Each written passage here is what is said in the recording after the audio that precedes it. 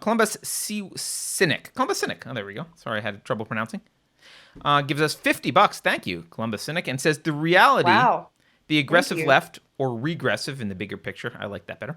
The aggressive left or regressive in the bigger picture chooses not to acknowledge or understand is that their rants, accusations, and actions just might create exactly that which they decry. Yeah, that's a great point, and that's the big fear, right? All these Antifa.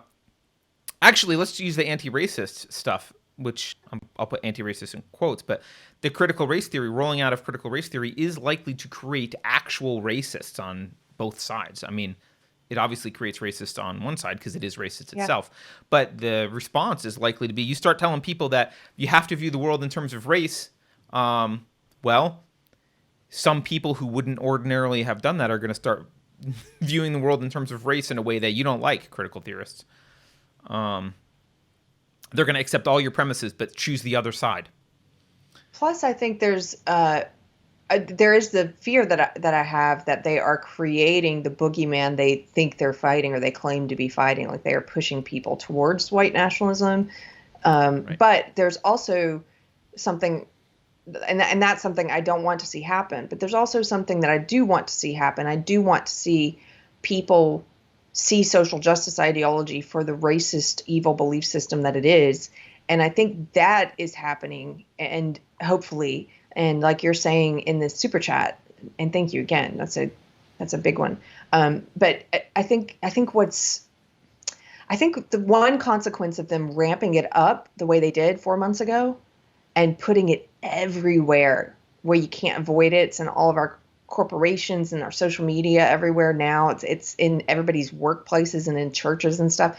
I think one consequence of that, hopefully, is that more people are going to have the scales fall from their eyes. And I continually, just to give people some hope, even yesterday, I was spending time going through my inbox. I have a lot of messages. I'm sorry if I haven't replied to any of you yet. Some people, and if you're watching and wondering, I'm not ignoring you. There's just a lot of them.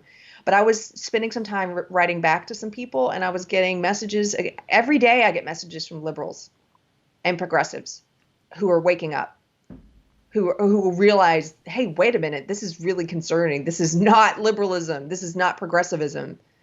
What is this? And people who are trying to figure it out. And I was talking with one woman who said, she feels very alone right now because her whole circle is social justice and she's afraid of saying anything. And I said, you probably have friends in that circle who are like you and who are also afraid.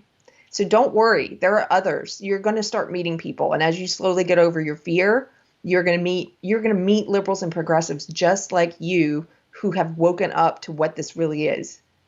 Yeah. And that's one consequence I hope to see from crazy people screaming like that woman, is that people stop to question, what is this? Why is this person behaving this way? Why am I seeing more people behaving this way all the time, like they're possessed?